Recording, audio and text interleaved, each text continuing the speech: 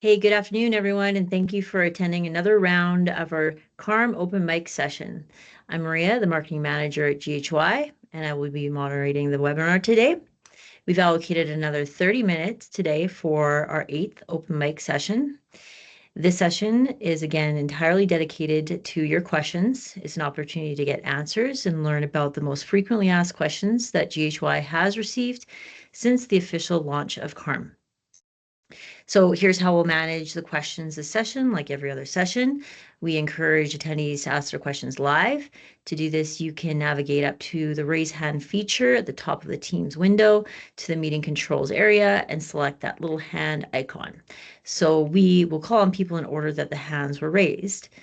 Once we call on you, you can turn on your microphone and video to ask your question, then turn them off again when you've either completed answering your question or after you've asked your question and have nothing further to add. As always, as a special incentive, we're offering a GHY Care package that includes a GHY Blue Guide for the best live ask question. And of course, if you prefer not to ask a live question, that's okay. You can type your question into the Q&A discussion area, and you can access this by navigating to the meeting controls area and clicking on that Q&A icon. So we'll alternate between live questions and those in the Q&A, making sure to address everyone in turn as best we can. After the session concludes, we will be sending links to access the recording of the session and, of course, some other useful resources on CARM to explore. So our speaker today is Sarah Marcotte, our CARM and Special Projects Manager. And I'll open the floor to her with a bit of an intro. Excellent. Thank you, Maria, and welcome everybody. Happy Wednesday. I don't know where that happened. I thought it was Tuesday today, so we're on a good start. I like to just start these with just a little reminder and make sure everybody is aware, in case you're new to these sessions, that CBSA is dedicated to ensure border fluidity. And we've seen very few issues with the border. Main issue would be any brand new importers. They have a couple extra requirements that they need to remember to complete. And without that, we've seen a couple that need to get it's called the Release Prior to Payment program. Everybody's enrolled in that program unless you're a brand new importer and you register with CARM after the CARM go live. So those are just some couple important things to note if you are brand new. And if we're your broker and you need some help, let us know and we can walk you through those steps, or reach out to your broker and they may be able to as well. Our main issue has been what CARM is about, though, right? CARM is about accounting, and that's where we've seen a lot of concerns, and we're working with CBSA to address any of the issues that have come up, whether that be system issues or understanding better the rejects that we're receiving for the major problems which are wrapped around your duties and your taxes. And our goal as your broker is ensuring that we're not submitting anything that you're going to have to pay that you shouldn't have to. So there's been a lot of progressive work back and forth between CBSA and all brokers to ensure that our clients' needs are met.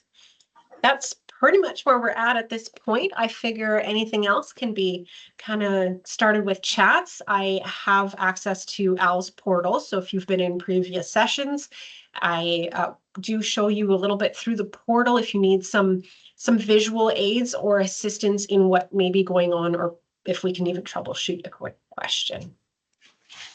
Thanks, Sarah. Okay, well, we'll jump right in here to Sheila's question. So since October 21st, all of our entries have been receiving rejection code 306, preventing us from closing them out. Unfortunately, our broker has been able to identify the root cause of the issue. I have submitted a request for assistance via the CARM portal, but have yet to receive a response. We suspect the issue might be related to our bond. We recently increased it to $500,000 through Citibank, but they have provided the surety company name. They have not provided the surety company name, which I need to input into the CARM portal.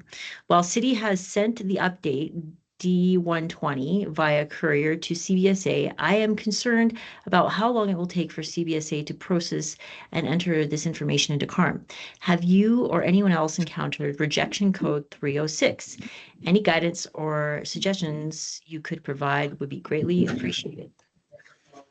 That's a very lengthy and well put together question.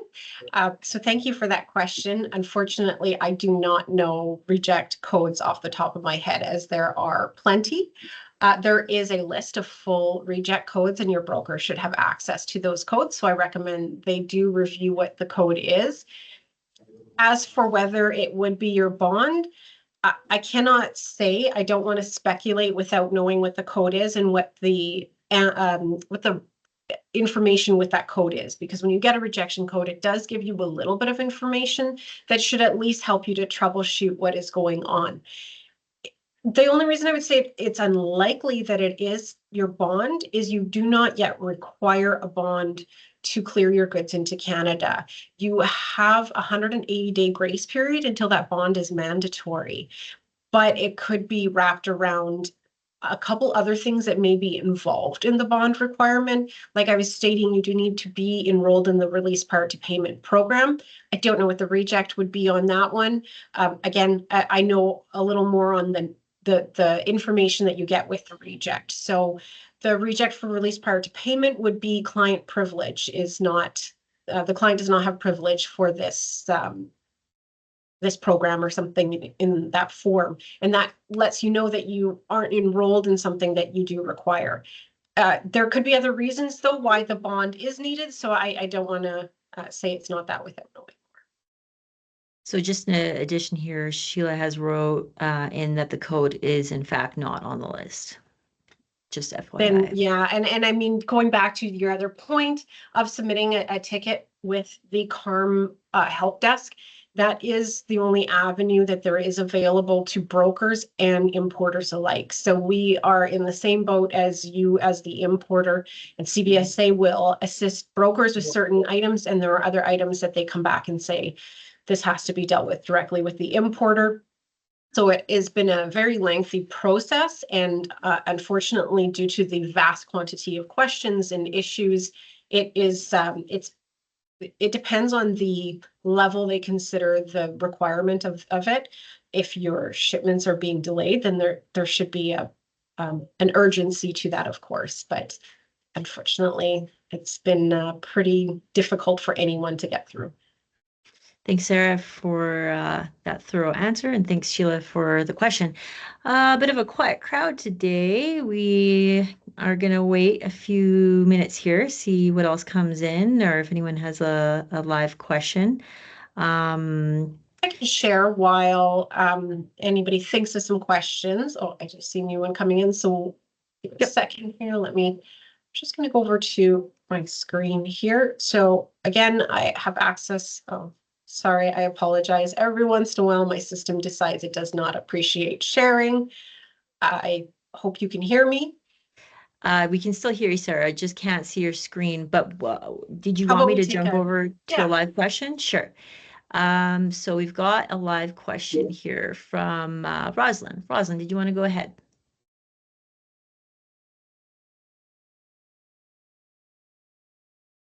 Oh, hold on here. Sorry, Doug. sorry. Can you hear me? Yes. So I have two questions. So one is the financial security is still showing 50% over, then it actually has to be for the past, like, I did the math for the 12-month, but it's still showing high. And Okay. Can I ask, when you say it's showing high, is it showing what the 100% should be? maybe that's what it is then. So the portal it's not, we're going to say smart enough to understand if you're going to want to do a cash bond or a written security bond. Of Okay. course, nobody's going to want to do a cash bond if it's probably over a couple $100, but the system isn't designed to pick and choose. So it always shows the 100%. And then Alright. when you obtain your bond, the system is designed where it's supposed to then duplicate the quantity the bond is.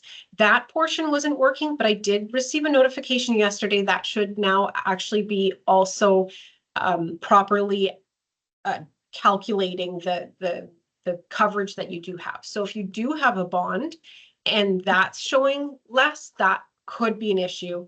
If it's showing a high amount and it's 100%, you just know you only take 50% of that. All right. Okay, perfect. Okay. And my second question is that we've recently encountered, the brokers encountered some of the parts are being rejected for classification where there is GST exempt. So they want to verify it before they process it. Is this something going to continue or? That is correct.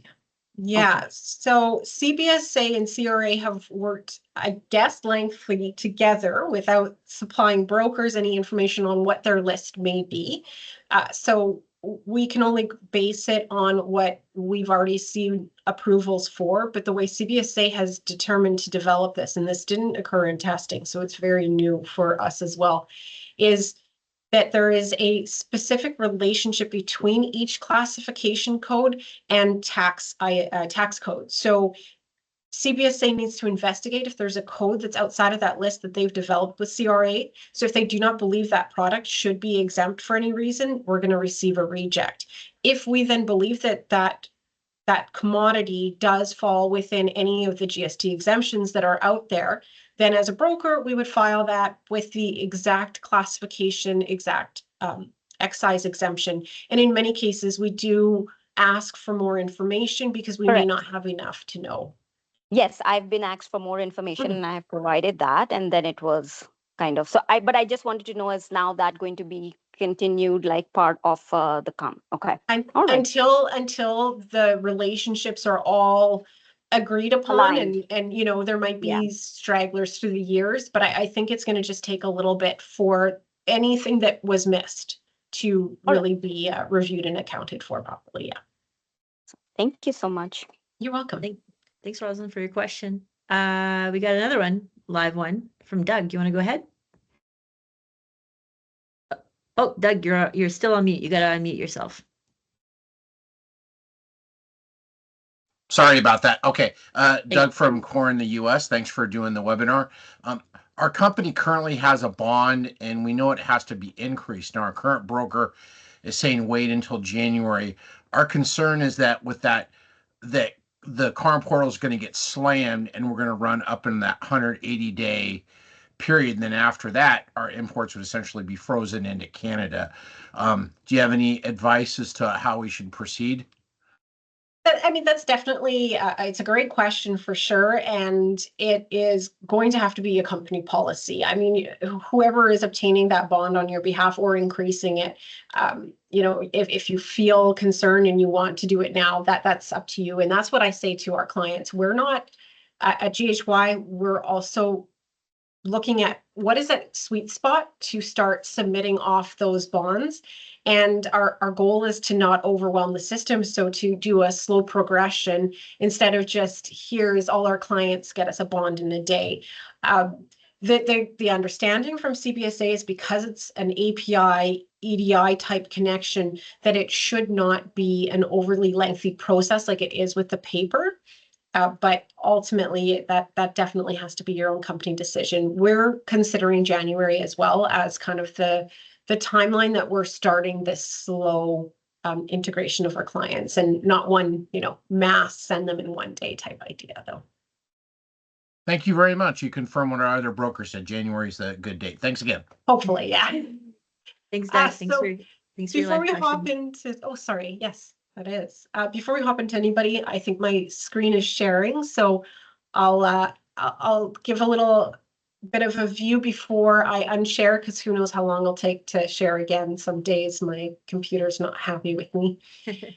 So this is our main screen of the client CARM portal. I hope everybody is familiar with it and has access.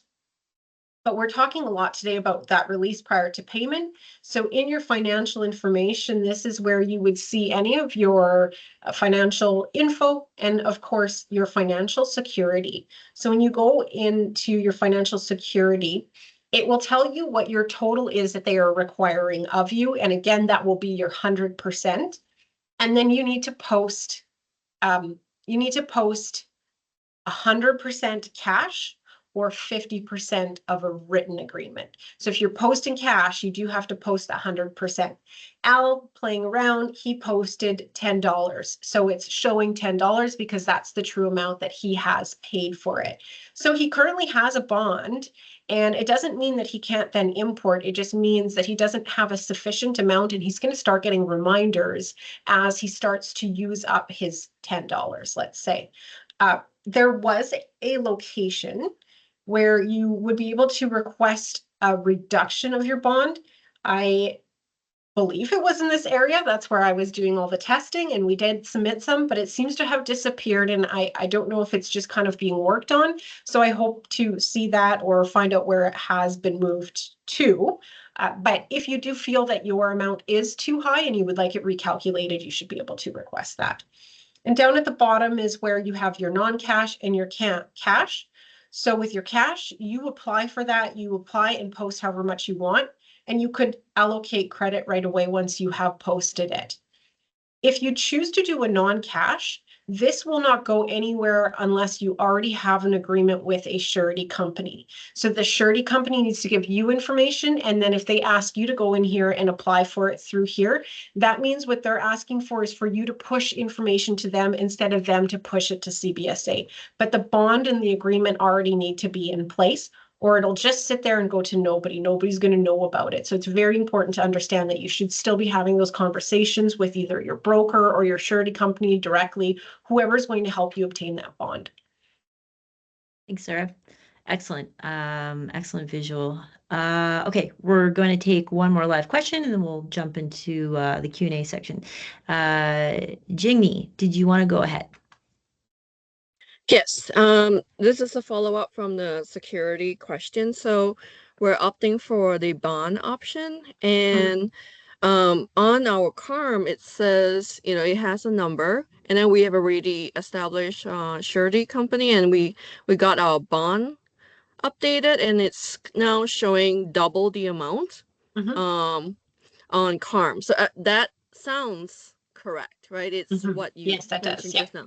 Okay, so in the future, if I'm understanding this correctly, if let's say we are for some reason importing more and it's above and beyond what is on CARM, we will get some notification to increase our bond. Is that right? That is a Even though it's fantastic doubled. question. Yes. Yeah. No, fantastic question. So your coverage is for the double. So in other words, let's say you needed a $5,000 bond. Yeah. And so you've posted it and now the portal shows 10,000. If your shipment is under 10,000, but you reach that 75%. That's what CBSA is going to start the nudging off of. Once you reach 75% of your 100% coverage, they will begin to nudge and say, hey, you are at or above your, so kind of those nudges you're seeing now, because most people have gone over since they don't have one. And it's kind of giving you a reminder. It's not telling you you need to increase your bond yet. It's just letting you know that your bond limit is coming up. Now, if that's the only shipment you have in that month, or if you're concerned and you think, hey, you know what, I'm going to have a lot more shipments and I'm definitely going to go over, but just this 1 month, what you can do is you can make a payment ahead of time. Or if it's close to the payment due date, you can recognize that you will be making your payment and you're going to cover that coverage, and then you start over. CBSA doesn't immediately turn to you and say, hey, nope, you need more coverage, but they're going to pay attention to those nudges. So if every month you're going over, if every month you're hitting that 75%, and then by the time you get to the payment due date, you're maybe at or above your max, then you're going to start getting the idea there is CBSA is going to come to you and say, I believe your limit or your coverage amount is too low based on what we had assessed. Maybe, you're doing more this year and perhaps you should increase your bond limit. And then you would be able to file for an increase. What are these nudges? Is it on CARM or email, or where would we find them? So the nudges will, for everybody, it occurs through your notification area. So you will see in here notifications. So if you've received a nudge that you have exceeded your limit, like this one here that said, oh, sorry, I'm not sharing. Yeah, share screen. All right, this time it was nice and fast. So you should be able to see here in Al's, this is the notification right up here. And in here, he has a notification. So he's received a nudge that says that he's exceeded his limit. Because at the Okay. time, the limit would have been, I don't think he had posted anything. Let's just see what it comes up with. So these are the kinds of notifications you would receive. As long as your profile is set up to receive notifications via email, you will also receive a notification through your email, but all it will say is, hey, something's happened in your account, you should log in. It can be a little frustrating if you have multiple accounts or maybe you have multiple things going on, but at least it's giving you that idea. For privacy reasons, they do not say what is going on with your account, but they let you know that something has come up. So as you can see here, he got told that he has an RPP limit has been exceeded. At the time, he didn't even have a $10 bond posted. Now he would start receiving the nudges for not having the adequate amount. Make sure you understand at this time, these nudges are just a reminder that you're going to need the bond in April of 2025. So there is still time to obtain it. Like we just said, January, February seems to be kind of that sweet spot to start really working on having it. And see what I can show an account and profile without showing too much. Sorry, I can't provide it because it's not my account, but there's a spot there that'll have your personal profile in there, and you can check in there that you get notifications. It may be checked that you do not, so you just need to update that. All right. Thank you so much. You're welcome. Thank you for your question. All right, as promised, we'll jump into the Q&A here. We've got one from Wing. Hello, thank you for the session. Please advise. I thought that part of CARM's function is that as an importer of record, we need to pay duty and GST directly to customs. But why are we still receiving duty and GST invoices from UPS? If we pay their duty and GST invoices, are we double paying both UPS and customs for the same entry? Great question. And, I wish there had been more clarity that came out when CARM, well, it's been happening for years, but I think quite a few years ago, CBSA had come out and said, you're gonna need to pay your duties and taxes, you're gonna have to pay direct, etc. And over the years, they have recognized that that may not be as easy as they say, especially a lot of non-resident importers that may not have a Canadian bank that allows them to, or different aspects that they recognize make it difficult for importers. As well, a lot of importers just prefer to pay through their broker, or, depending on what the type of setup they have. So CBSA turned around and said, to be honest, as long as you're giving us money, it doesn't matter who that money comes from. We just need to know we're getting it. Therefore, you no longer need to pay direct. You can if you would like to, and that discussion should be had with your broker. So if you would like to pay direct, then you should be reaching out to UPS and having that discussion with them and working that out. And the same goes with GHY. We have chosen not to make any changes to our clients' accounts because we want to ensure that we can keep this as streamlined as possible and that you feel as many change, or you do not feel changes unless it's needed, right? We really wanted to make sure that you were all put at ease and know that what we've done in the past, we will continue to do. But if somebody chooses to go and say, hey, you know what, it's really easy for me to make a payment, then you can definitely make that change. Paying through the portal via credit card is a new option, but not a mandatory option. But you can only pay $4,999.99. That is the limit CBSA has come up with. Our understanding based on anything higher than that, your charges start to accumulate with credit card companies.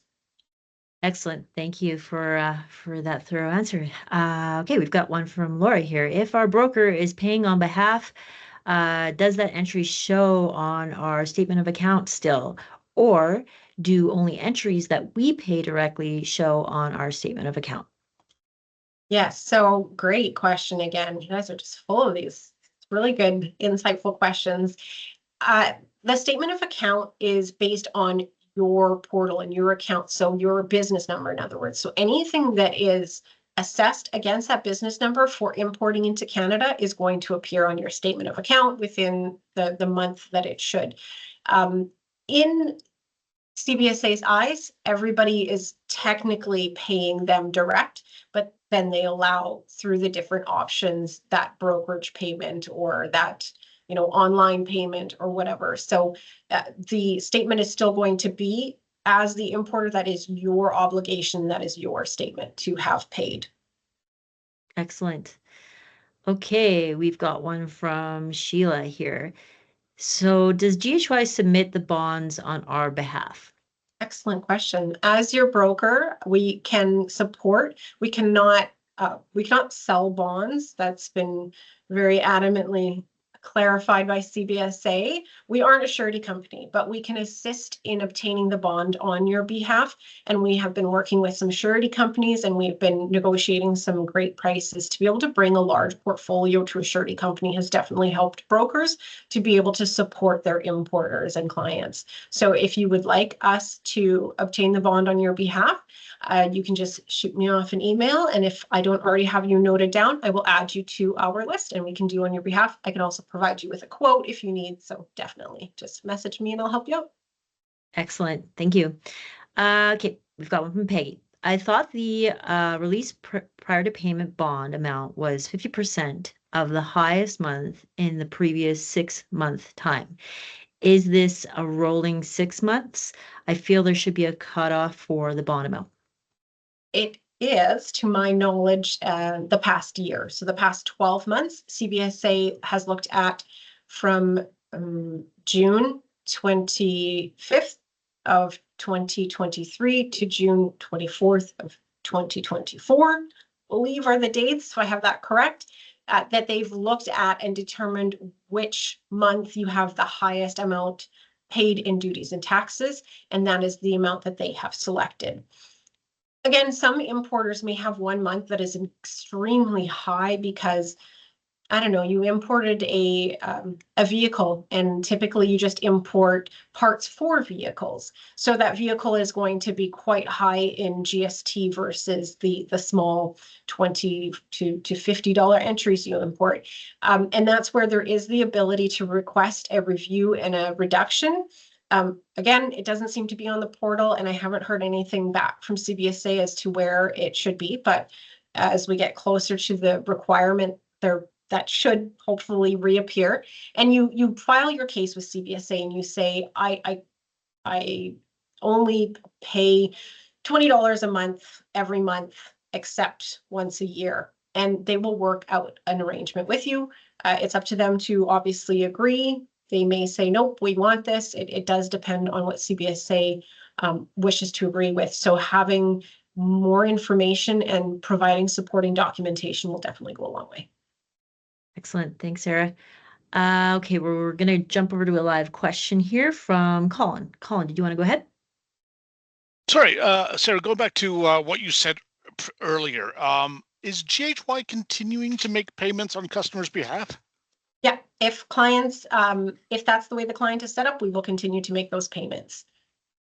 There has been a lag in the payments being posted, both in some cases by clients and some cases by brokers. So keep that in mind. The portal is definitely not necessarily 100% No, accurate. we have encountered a situation on a few of our accounts where GHY is our broker and we're showing duplicate amounts. We were showing a payment amount and then the credits are showing up at almost double that amount. So we're just wondering, I'll be in touch later with the team. I mean, unfortunately, I think there's going to be a lot of these separate scenarios. I don't know how everybody's going to complete reconciliation in the next, month and a half, especially with December and Christmas coming. So there's definitely going to be a lot of those questions, and by all means, take them offline with us. The accounting team and myself are here to support and try and, if we need log tickets with CBSA, or try to run through what seems to be going on. Perfect. Thank you. That answers a few questions. Awesome. I'll be in touch. Thank you. We got to drop. Thanks, Colin, for your question. Okay, we'll go jump back into the Q&A. We've got one from Alvin. I have received multiple emails stating that a new notification has been received in the CARM client portal. However, when I check my notifications, there are no new notifications. Do you have any information regarding this? CARM. Yeah. I'm not sure. I know I've seen some random things that don't necessarily work with the notifications, not necessarily that one specifically. I know that if I am new to setting up an account, I won't see previous notifications against the account. But if you are already signed up, you're already getting your emails, that does seem a little bit odd. And it shouldn't matter on RM, but if you have multiple RM accounts, you could try switching from one to the other to see if you can see anything there. Again, I do believe it's supposed to be just at the BN9, your 9-digit business number, but you could give that a try. So over here, if you click on this drop-down menu, if you have multiple RMs, you could have multiple importing accounts, or you could even have export. And some people have sometimes been on their export. You can try to troubleshoot that. If not, I believe that will need to be a ticket with CBSA as to what's going on. As long as you don't have another account somewhere that you're aware of, or if you've signed in twice, I guess that would be my other thought. Awesome. Thank you.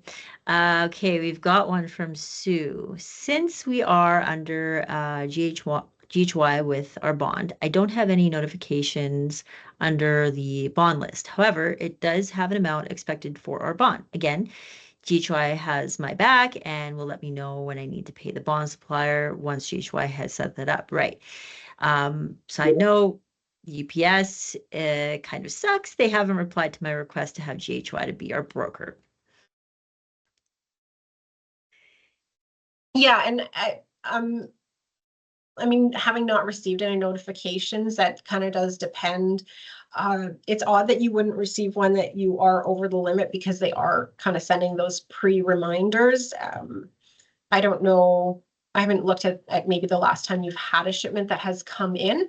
But again, like you say, you bet we've got you covered. We'll get that bond on your behalf and everything should be good, you know, in time. And then you'll see it. You'll see that bond amount posted based on everything that CBSA says. It sounds like it's supposed to be like a click of the button for them, and then it pops up on your account. We are going to be doing a bunch of trials and testing ahead of time, of course, before we do that mass send for clients. So that'll be underway, and I can, with a little more certainty, say how quickly maybe CBSA will respond. Thanks, Sarah. Thanks for As your for questions. the UPS part there, yeah, I don't know if they'll respond to you. You've sent in the request for them, and I think it'll be a case by case. If UPS tries to clear a shipment, advise them we're your broker and we're here to help. There you go. Thank you. Okay, we've got one from Yulia. So this is a CARM client portal question. What does the importer need to do to address entries appearing in CARM under CADs due within 5 days or past? This is a great question and a cause for a lot of confusion with importers. I mean, you've been told this is your portal, this is for you, this is to assist you in better understanding and having that communication, that direct communication with CBSA. Yet they've created this area here where it has CADs due within 5 days or past due, and then it says that it requires your attention. But that's false. If you have a broker, that requires our attention. And if you don't have a broker, you shouldn't have anything in there because you should be declaring C types and having them submitted immediately. So this here is going to always change depending on what shipments you have that are sitting in a release status, but not yet accounted for. And that is our obligation as your broker. So whomever you use as your broker would be finalizing those on your behalf. So again, we've got you covered. Wonderful. Thank you. Okay, I think that's it for the questions. So we can mark this as yeah. Looks like we got another hand up. Oh, Oh, no. no. Just kidding. Oh, there we go. Okay, another one from Jingni. Do you want to go ahead? Yes, I didn't want to hog the Q&A section with another question. Since we All have good. time, very quickly, so I'm registering a few companies, and one of them, I have failed to register them on CARM.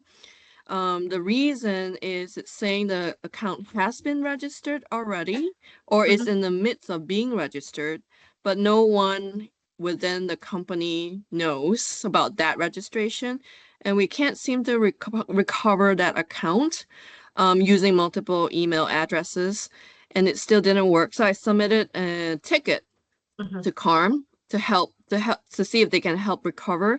They haven't responded, and it has been weeks. So, is there any other suggestion on what to do? Since we can't register, is stopping us from registering, and CARM ticket is not being responded to either. It's very difficult, and I recognize that they are not alone. People were told to start registering back in 2021, and in many cases, an individual has left the company and never even thought to tell somebody else because it never really happened, and it wasn't a focal point or a thought on people's minds. So this is has been a recurring issue. Unfortunately, the CARM client portal is the only avenue to assist, and it has to be the importer who logs the ticket. I would recommend that you get that logged immediately with them, because CBSA will, if they don't realize that you're not the importer, they may assist for a little bit, but they typically shut down communication once they recognize that that is not your import account. And in the case of if they do not know who registered, they will probably need to fill out some documentation and get signatures from people that are part of CRAs, like they're an authorized party with CRA. So it can be a lengthy process, unfortunately. Wow. Yeah. Thanks for All your. right, thanks. Wish I had better news. Yeah. Yeah, it is what it is. Sheila, I did see your hand up. I don't know if you still want to ask your question. But I think we can. Oh, she's asked it in the Oh. Q&A. So just what we'll provide Sarah's email to you. No worries. Other than that, I think yeah, I think we'll wrap it up. So we'll mark this as the conclusion of our 8th and last open mic session for the week. We're planning to potentially have another one in December. We're just working out a date. So stay tuned for that. Again, want to thank everyone for attending and asking such amazing, insightful questions today. Really appreciate it. So as a reminder, we're going to follow up with an email that will have links to the session's recording and those additional CARM resources for you. Again, please reach out to us at any point. Primary email for our CARM team is carm@ghy.com, but we'll also pop that into the follow-up email. So on that note, thank you for attending again. Take care and goodbye. Thanks, everybody. Thanks, Sarah.